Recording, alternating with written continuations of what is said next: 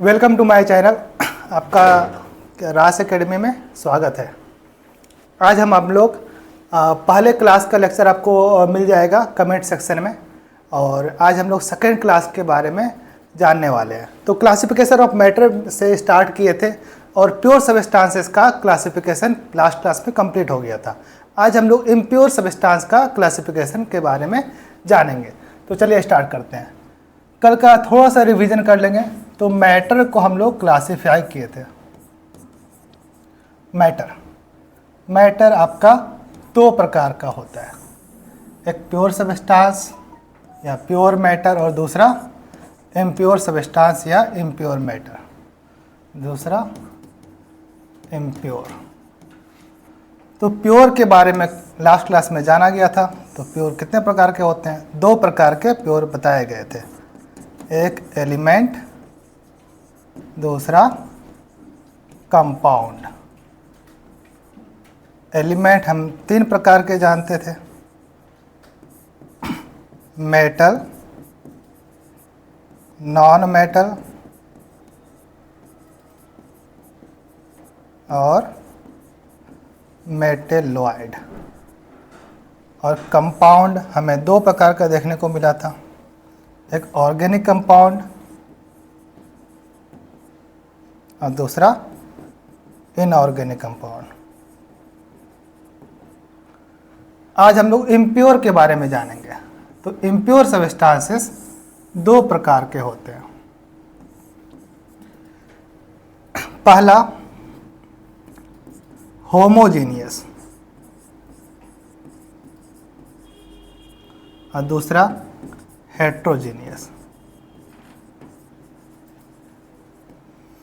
तो होमोजीनियस जो आपका है वो मतलब क्या होता है? होमोजीनियस मतलब होमो मतलब सेम टाइप का। अगर किसी मिक्सचर में पूरे के पूरे में एक ही प्रकार के सॉल्यूशन पाए जाते हैं, मतलब एक ही प्रकार के, जो जैसे मान लेते हैं हम ले लिया जाए salt plus water, salt plus H2O। जब हम लोग नमक मिलाते हैं तो पूरे के पूरे सॉल्यूशन में एक तरीके से मिला होता है, समान तरीके से मिला होता है, इसीलिए इसको कहते हैं होमोजीनियस यानी समांगी मिश्रण। ठीक है, जैसे मान लिया जाए glucose plus water C6H12O6 plus water, इन लोगों को मिलाया जाएगा तो एक समान तरीके से मिलता है, जबकि हमारा हेट्रोजीनियस मिक्सचर एक समान तरीके से नहीं मिलता है। जैसे आपका सॉल्ट प्लस सैंड, जैसे सैंड प्लस वाटर, इन सब चीज को जो हम मिलाएंगे तो एक तरीके से नहीं मिलता है। जैसे सैंड आपका नीचे चला जाएगा, पानी ऊपर रह जाएगा, उसको भी मिश्रण ही कहा जाएगा। इम्प्योर सबस्टांस है लेकिन उसको भी मिश्रण कहा जाएगा, उसको भी मिक्सचर कहा जाएगा। हमने मिलाने का प्रयास किया, मिला नहीं, वो हमारी गलती नहीं है, वो उस सॉल्यूशन की गलती है। ठीक है, जो चीज़ अच्छे से घुल गया उसको कहेंगे होमोजीनियस मिक्सचर, या फिर इसको सॉल्यूशन भी कहा जाता है। ठीक है, तो थोड़ा डिफाइन कर लेते हैं इन चीज़ों को। तो इम्प्योर सबस्टांस कैसे होगा? The type of matter in which two or more species are present। ये स्पीसीज क्या है? स्पीसीज मतलब जैसे मान लिया जाए एटम हो गया, मोलेक्यूल हो गया, आयन हो गया, या फिर कोई पार्टिकल भी कह सकते हैं।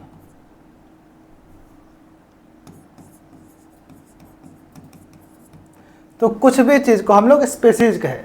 तो अगर दो या दो से अधिक प्रकार के चीजों को एक साथ मिलाया गया तो उसे हम कहेंगे इम्प्योर सबस्टांस, या फिर इसको कहा जाता है मिक्सचर।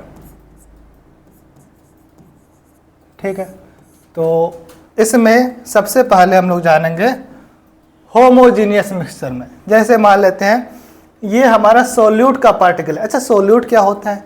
अगर कोई चीज़ हम लोग बनाते हैं, जो चीज़ घुलता है उसे हम कहते हैं सोल्यूट, और जिसमें घुलाया जाता है उसको कहते हैं सॉल्वेंट, और दोनों मिल गया तो क्या कहलाएगा? सॉल्यूशन। ठीक है, तो क्या कहेंगे? सोल्यूट प्लस सॉल्वेंट बराबर solution.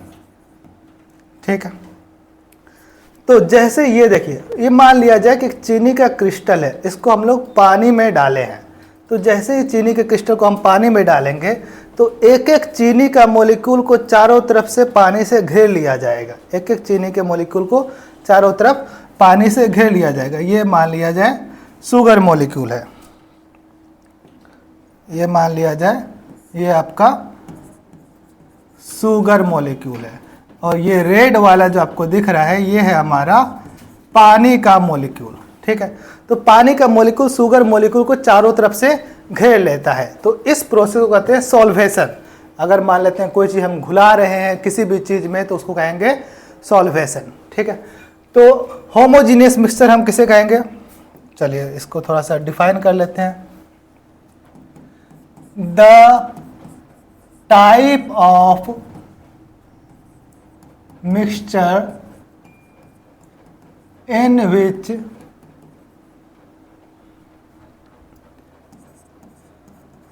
solute is evenly distributed in the solution। तो अगर किसी सॉल्यूशन में सोल्यूट बराबर तरीके से पूरे अच्छे से घुला हुआ है तो उसको हम कहेंगे होमोजीनियस मिक्सचर या फिर सॉल्यूशन। एक पूरा का पूरा एक खुद में एक चैप्टर है सॉल्यूशन, क्लास 12 का सेकंड चैप्टर सॉल्यूशन। वहाँ पर हम इसके बारे में विस्तार में जानेंगे कि सॉल्यूशन बनाने से क्या क्या चीज़ों पे अंतर पड़ता है। ठीक है, नेक्स्ट है हमारा हेट्रोजीनियस मिक्सचर। तो अच्छा, थोड़ा एग्जाम्पल भी देख लेते हैं सॉल्यूशन का। सॉल्यूशन का एग्जाम्पल, जैसे हम लोग NaCl को पानी में मिला दिए तो ये कहलाएगा एक सॉल्यूशन। जैसे मान लिया जाए ग्लूकोज को पानी में मिला दिए, जैसे मान लिया जाए चीनी को पानी में मिला दिए, जैसे आप HCl को भी पानी में मिला सकते हैं। कोई भी चीज़ अगर पानी में अच्छे से घुल जा रहा है तो उसको हम कहेंगे सॉल्यूशन। ठीक है, क्लियर है? नेक्स्ट, तो जो चीज़ अगर नहीं घुल पाएगा तो उसको कहेंगे हेट्रोजीनियस मिक्सचर। मतलब जैसे मान लिया जाए कि हम सबसे पहले एग्जाम्पल ही देख लेते हैं फिर डेफिनेशन लिख लेंगे। जैसे मान लिया जाए कि एक कंटेनर लिए, इसमें कुछ पानी भरे और कुछ तेल भी डाल दिए, ऑयल प्लस वाटर। तो तेल जो है ऊपर में रहेगा, ये ऊपर में ऑयल हो जाएगा, और नीचे की तरफ पानी रहेगा। क्योंकि तेल हमारा हल्का होता है, तेल का डेंसिटी कम होता है, तो जो चीज़ हल्की होती है वो ऊपर की तरफ रहती है, जो भारी रहती है वो नीचे की तरफ रहती है। ठीक है, तो हेट्रोजीनियस मिक्सचर का क्या डेफिनेशन हम लिख सकते हैं? The type of mixture in which the particle of solute is not evenly distributed, not evenly distributed। अगर सॉल्यूट का पार्टिकल अच्छे से नहीं घुला हुआ है, कहीं पर ज़्यादा है कहीं पे कम है, तो उसको हम कहेंगे हेट्रोजीनियस मिक्सचर। जैसे मान लिया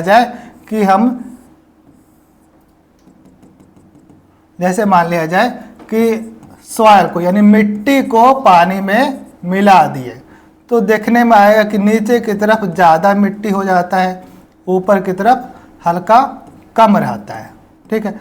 तो इसको कहते हैं नॉट इवनली डिस्ट्रीब्यूटेड, हर तरफ से समान तरीके से नहीं घुला हुआ है। तो ये हमारा क्या कहलाएगा, हेट्रोजीनियस मिक्सचर, ठीक है, क्लियर। नेक्स्ट आगे बढ़ते हैं। तो सॉल्यूशन को भी हम 3 प्रकार से डिवाइड कर सकते हैं। जो हमारा होमोजीनियस मिक्सचर है या फिर सॉल्यूशन है, इसको भी हम 3 प्रकार से डिवाइड कर सकते हैं। चलिए इसके बारे में पहले बाद में जानेंगे, अभी थोड़ा देर एक एक्सपेरिमेंट के बारे में बताते हैं। तो एक वैज्ञानिक ने एक एक्सपेरिमेंट किया था। उसने क्या किया, चलिए उसको समझाते हैं अच्छे से।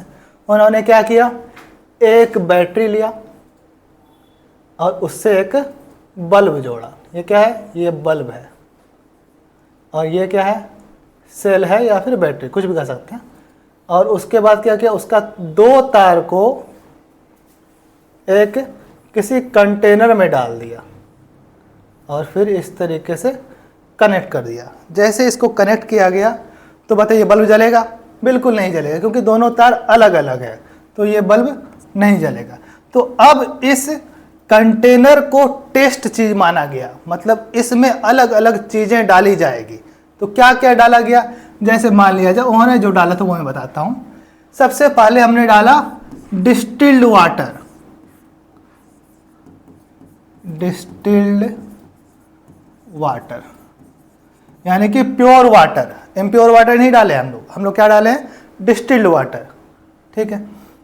सेकेंड, तो अगर डिस्टिल्ड वाटर इसमें डाला जाएगा तो ये बल्ब नहीं जला। ऐसा क्यों हुआ, उसके बारे में जानेंगे। पहले क्या क्या डाला गया वो जानते हैं। जैसे मान लिया जाए उन्होंने कुछ सॉल्यूशन इसमें डाले टेस्ट करने के लिए, ठीक है।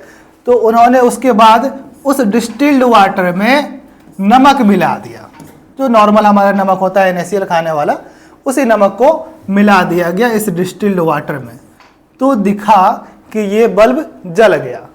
तो इसमें क्या हुआ, इस तरफ हम दिखाते हैं उसका ऑब्जर्वेशन।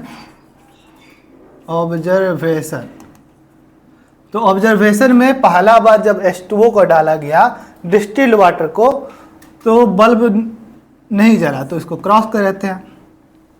तो जब NaCl को जब पानी में डाला गया और इस कंटेनर में डाला गया तो देखा गया कि बल्ब जल गया, ठीक है। उसके बाद तीसरा केस में उन्होंने क्या किया, ग्लूकोज को मिलाया पानी में, C6H12O6, इसको पानी में मिला के इस सॉल्यूशन को इस कंटेनर में डाला गया। जब ऐसा डाला गया तो देखा गया इसमें भी बल्ब नहीं जला, ठीक है। चौथा चीज उन्होंने क्या डाला, इस बार डाला उन्होंने शुगर को, C12H22O11, शुगर को जब पानी में डाला गया तो इसमें भी बल्ब नहीं जला। इसके बाद उन्होंने HCl को, हाइड्रोक्लोरिक एसिड को पानी में मिला के उसको डाला गया। हाइड्रोक्लोरिक एसिड को पानी में मिला के जब डाला गया तो देखा गया कि इसमें बल्ब बहुत अच्छे से जला। उसके बाद उन्होंने टेस्ट को थोड़ा सा और आगे बढ़ाया, तो उन्होंने इस बार डाला इसमें NH3 यानी कि अमोनिया को पानी में मिलाकर इसमें डाला गया। तो एक अजीब सी चीज़ें हमें दिखी। क्या दिखी इसमें अजीब, कि ये बल्ब जो जल रहा था फुल ग्लो के साथ नहीं जल रहा था, जल तो रहा था लेकिन डिम लाइट के साथ जला। तो यहाँ पे लिखेंगे क्या ऑब्जर्वेशन, कि हाँ भाई बल्ब तो जला लेकिन डिम लाइट में जला, ठीक है। तो उसके बाद उन्होंने फिर और टेस्ट को आगे बढ़ाया, विनेगर को डाला, विनेगर और पानी को मिला के उन्होंने डाला। अच्छा, विनेगर क्या होता है, विनेगर का फार्मूला होता है CH3COOH। ये एक इसको एसिटिक एसिड भी कहते हैं। तो ये इस्तेमाल कहाँ होता है, जैसे घर पर अगर किसी घर में पनीर बनता होगा तो आपको समझ में आ रहा हो कि विनेगर का इस्तेमाल करते हैं दूध को फाड़ने के लिए और पनीर बनाने में इस्तेमाल किया जाता है। जैसे चाउमीन में भी डाला जाता है थोड़ा सा खट्टा लगने के लिए, और एसिड खट्टा होता है पता है हम लोग को। तो इस एसिड को पानी में डाला गया और इस सॉल्यूशन में टेस्ट किया गया। तो उन्होंने ये देखा कि इसमें भी भाई साहब डिम लाइट जल रहा है। तो उनका दिमाग फिरा, ऐसा क्यों हो रहा है, साइंटिस्ट है, साइंटिस्ट का दिमाग फिरता ही है। तो उन्होंने देखा कि ऐसा क्यों हो रहा है, तो उन्होंने कुछ रिजल्ट्स निकाले। क्या रिजल्ट्स निकाले कि जब पानी अकेला रहता है, जब डिस्टिल्ड वाटर होता है, तो वो आयंस में नहीं टूटता है। वो तुम्हारा क्या आयंस में नहीं टूटता है, ये पूरा का पूरा H2O ही रहता है। Do not break into ions, ठीक है, आयंस में नहीं टूटा। लेकिन फिर जब देखा गया, जैसे हम मान लेते हैं कि NaCl को पानी में डाला गया, NaCl को जैसे हम पानी में डालते हैं, जैसे ही NaCl को पानी में डाला जाएगा तो वो आयंस में टूट जा रहा है, Na प्लस और Cl माइनस की तरफ, ठीक है, Na प्लस और Cl माइनस की तरफ टूट गया, ठीक है। तो हमें ये पता है कि इलेक्ट्रिसिटी फ्लो करने के लिए हमें आयंस की ज़रूरत होती है। जब तक आयंस फ्लो नहीं करेगा, जब तक चार्ज पार्टिकल फ्लो नहीं करेगा, तब तक इलेक्ट्रिसिटी फ्लो नहीं हो सकता।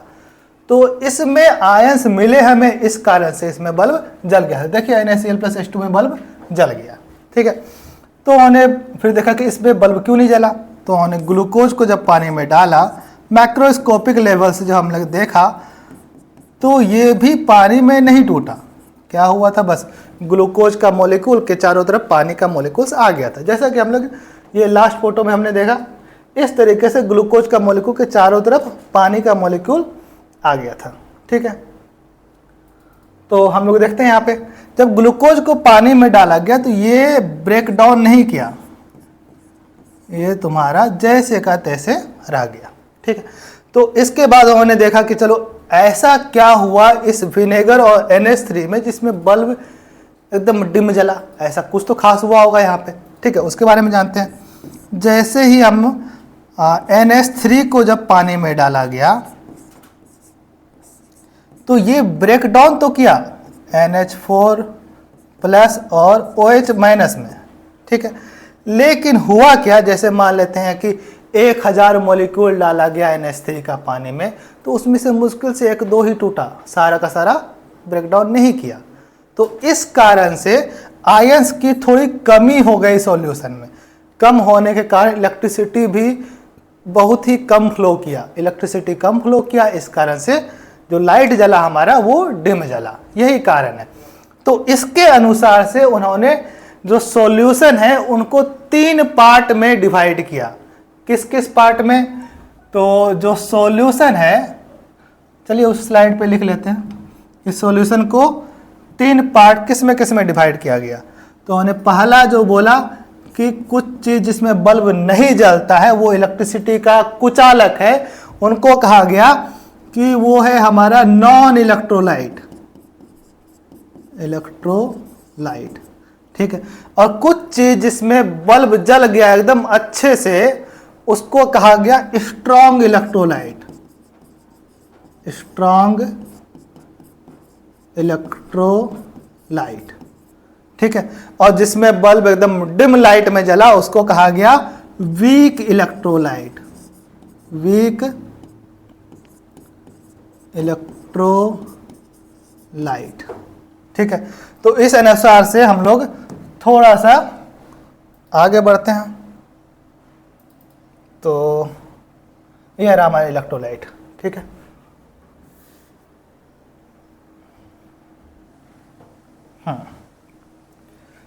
तो इलेक्ट्रोलाइट किसे कहेंगे, यहाँ पे इलेक्ट्रोलाइट का डेफिनेशन पे लिखते हैं। इलेक्ट्रोलाइट, इलेक्ट्रोलाइट का डेफिनेशन क्या होगा, those solution, those solution which is conductor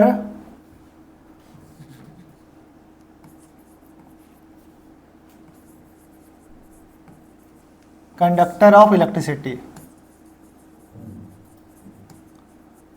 of electricity. अगर कोई सॉल्यूशन इलेक्ट्रिसिटी का सुचालक है, उसमें इलेक्ट्रिसिटी फ्लो कर रहा है, तो उसको कहेंगे इलेक्ट्रोलाइट। फिर नॉन इलेक्ट्रोलाइट किसे कहेंगे, जो इलेक्ट्रिसिटी का कुचालक है, non electrolyte, electrolyte, those solution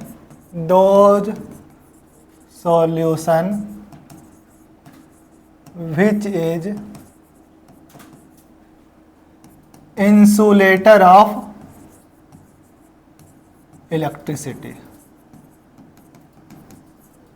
उसको हम कहेंगे नॉन इलेक्ट्रोलाइट। ठीक है, तो अब थोड़ा सा वीक इलेक्ट्रोलाइट और स्ट्रॉन्ग इलेक्ट्रोलाइट के बारे में जानते हैं। स्ट्रॉन्ग इलेक्ट्रोलाइट, तो स्ट्रॉन्ग इलेक्ट्रोलाइट क्या होगा? जिसमें इलेक्ट्रिसिटी बहुत ही अच्छे से फ्लो किया, मतलब जिसमें कोई कंपाउंड जब लिक्विड में डाला जाएगा, जब H2O में डाला जाएगा तो वो पूर्ण रूपेण ब्रेक डाउन किया, मतलब डिसोसिएशन 100% होगा जिसमें। दोज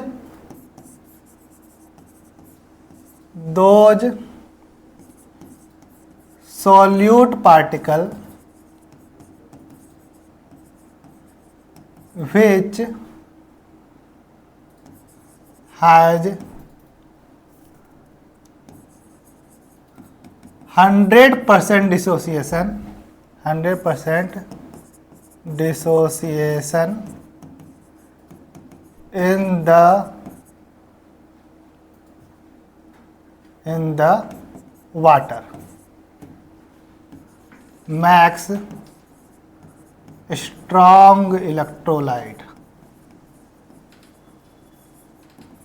तो अगर किसी सॉल्यूशन में 100% सॉल्यूट टूट जा रहा है तो वो बनाएगा स्ट्रॉन्ग इलेक्ट्रोलाइट। ठीक है, और उसी तरीके से वीक इलेक्ट्रोलाइट फिर क्या हो जाएगा?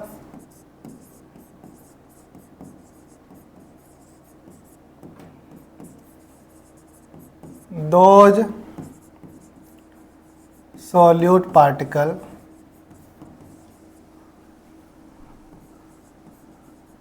which partially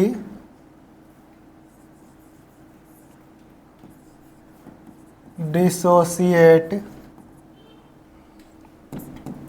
in H2O makes weak electrolyte।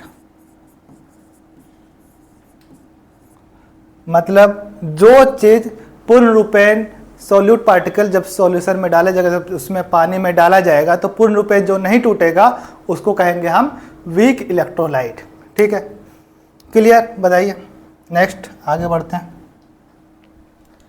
तो अब है, तो ये पूरा का पूरा अब तक जो हम लोग पढ़े वो पूरा का पूरा हमारा था मैटर का क्लासिफिकेशन। जो भी हमारा मैटर का पहला क्लास नहीं देखे हैं वो कमेंट में पिन में जाकर के देख सकते हैं, उसमें आपका लिंक मिल जाएगा, उसमें आपको देख सकते हैं। ठीक है, तो ये पूरा का पूरा मैटर का क्लासिफिकेशन हो गया। ठीक है, नेक्स्ट अब हम ये जानना चाहते हैं कि किसी एलिमेंट को कैसे दिखाया जाता है, कैसे दर्शाया जाता है पीरियोडिक टेबल में, या फिर अलग से भी देखना है तो उसको कैसे दिखाया जाता है। ठीक है, तो रिप्रेजेंटेशन ऑफ एन एलिमेंट, किसी भी एलिमेंट को कैसे रिप्रेजेंट किया जाता है। मान लिया जाए कि कोई एलिमेंट है एक्स नाम का कोई एलिमेंट है, तो एक्स क्या है इसका? एक्स है हमारा सिंबल, मतलब उसका प्रतीक है, उसको किस तरीके से दिखाया जा रहा है, तो एक्स है सिंबल। लेफ्ट साइड में, डाउन साइड में, लेफ्ट साइड में नीचे के साइड में रखते हैं जेड। बोलो जेड क्या है? तो जेड है हमारा एटॉमिक नंबर, एटॉमिक नंबर। ठीक है, और ऊपर की साइड दिखाया जाता है ए क्या है? एटॉमिक मास है। तो ये तरीका हो गया हमारा दिखाने का। ए क्या है? Atomic mass. ठीक है, तो इस तरीके से हम किसी भी एलिमेंट को दिखा सकते हैं। तो अब इसमें आता है ये एटॉमिक नंबर क्या है, एटॉमिक मास क्या है, इसके बारे में थोड़ा सा जानते हैं। तो एटॉमिक नंबर, तो एटॉमिक नंबर क्या है चलिए देखते हैं। तो सबसे पहला हमारा एटॉमिक नंबर, तो एटॉमिक नंबर क्या होता है? The number of proton is known as atomic number.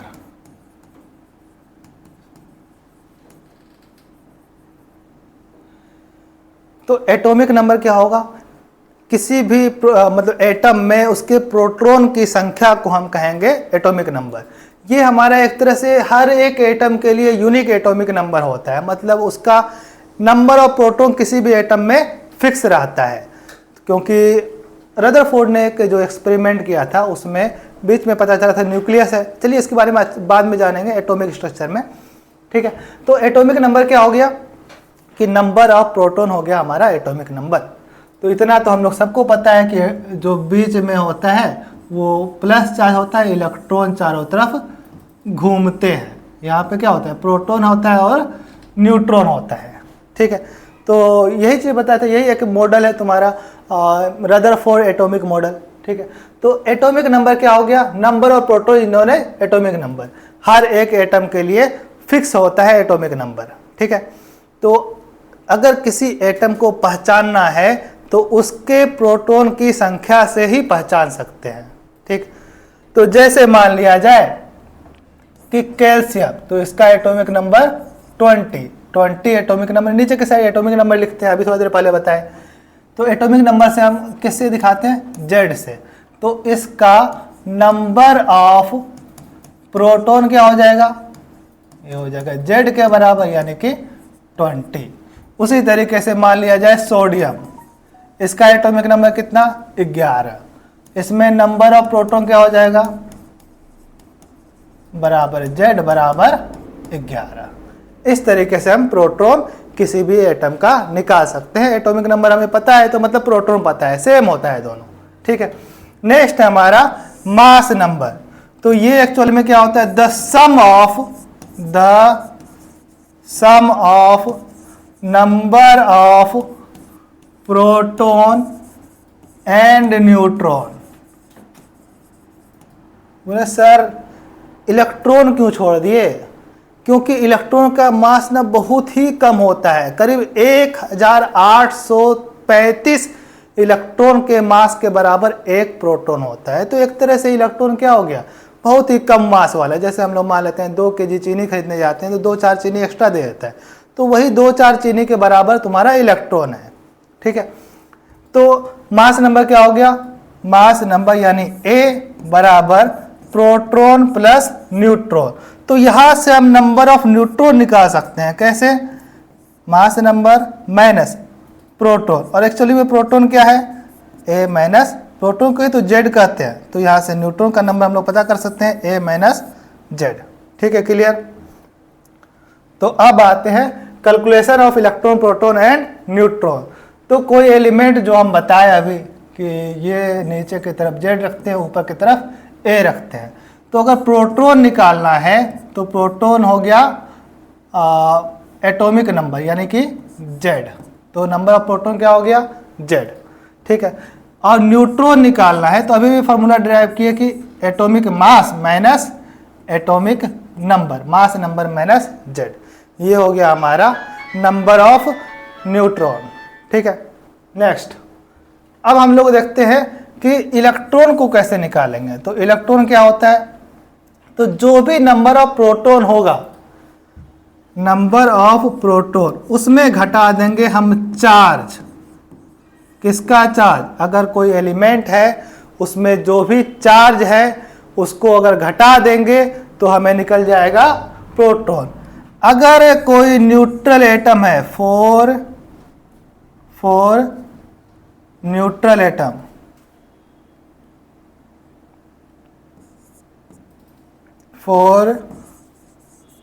Neutral atom, neutral atom के लिए क्या होगा?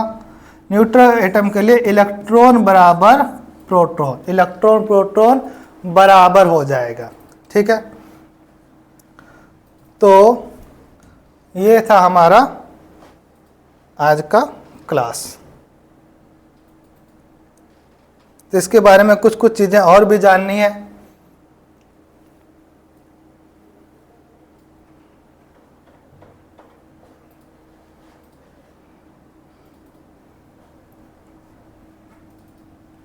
ठीक है, तो जैसे मान लेते हैं एग्जाम्पल के लिए कुछ हम लोग निकाल के देखते हैं, तभी कॉन्फिडेंस आएगा।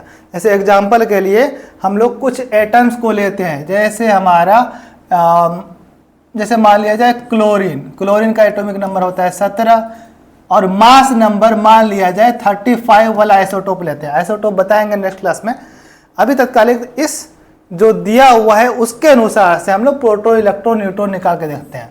तो प्रोटॉन क्या होगा, ये प्रोटॉन होगा Z के बराबर यानी कि 17, ठीक है। न्यूट्रॉन क्या हो जाएगा, न्यूट्रॉन हो जाएगा एटॉमिक मास माइनस Z यानी कि 35 माइनस 17 बराबर 18। और इलेक्ट्रॉन क्या हो जाएगा, क्या इसमें कोई चार्ज है, बोलोगे सर चार्ज तो है नहीं, अगर चार्ज होता तो इस जगह पे लिखा रहता, यहाँ पे कुछ लिखा हुआ नहीं है, मतलब यहाँ पे कोई चार्ज नहीं है। तो चार्ज के लिए हम लोग इलेक्ट्रॉन बराबर प्रोटॉन माइनस चार्ज, तो प्रोटॉन कितना 17 माइनस चार्ज कितना 0 बराबर 17। इस तरीके से हम लोग number of electron, proton, neutron तीनों निकाल सकते हैं, ठीक है। अब लोग सर चार्ज वाला भी कुछ एग्जांपल दे दीजिए, तब समझ में अच्छे से आएगा। जैसे मान लिया जाए Na+ atomic number 11, atomic mass 23, तो इसमें प्रोटॉन कितना होगा, प्रोटॉन होगा Z के बराबर यानी कि 11। न्यूट्रॉन कितना होगा, तो बोलोगे एटॉमिक मास में इसमें ये घटा देंगे, हो जाएगा न्यूट्रॉन, तो 23 माइनस 11 बराबर कितना हो जाएगा 12, तो 12 न्यूट्रॉन है इसके पास। अब बोलोगे इलेक्ट्रॉन कैसे निकालेंगे, तो इलेक्ट्रॉन बराबर प्रोटॉन माइनस चार्ज, तो प्रोटॉन कितना है, प्रोटॉन है हमारा 11 और चार्ज कितना है +1 है, क्या यहाँ पे प्लस लिखा हुआ मतलब +1 है। चार्ज को यूनिट के साथ मतलब इसके चार्ज प्लस है तो प्लस लिखना है, यहाँ पे माइनस है तो माइनस लिखना है। तो ये आ जाएगा हमारा 11 माइनस 1 बराबर 10, तो 10 इलेक्ट्रॉन हो गया, 12 न्यूट्रॉन हो गया, 11 प्रोटॉन हो गया। अब जैसे मान लिया जाए एक और क्वेश्चन बनाते हैं, तो कोई निगेटिव चार्ज वाला ले लेते हैं। जैसे मान लिया जाए sulphur 2- atomic number 16, atomic mass 32, इसमें प्रोटॉन कितना हो जाएगा, तो प्रोटॉन निकालेंगे एटॉमिक नंबर के बराबर होगा यानी कि 16, ठीक है। न्यूट्रॉन निकालेंगे तो बोलोगे 32 में 16 घटा देंगे तो ये हो जाएगा हमारा न्यूट्रॉन यानी कि 16।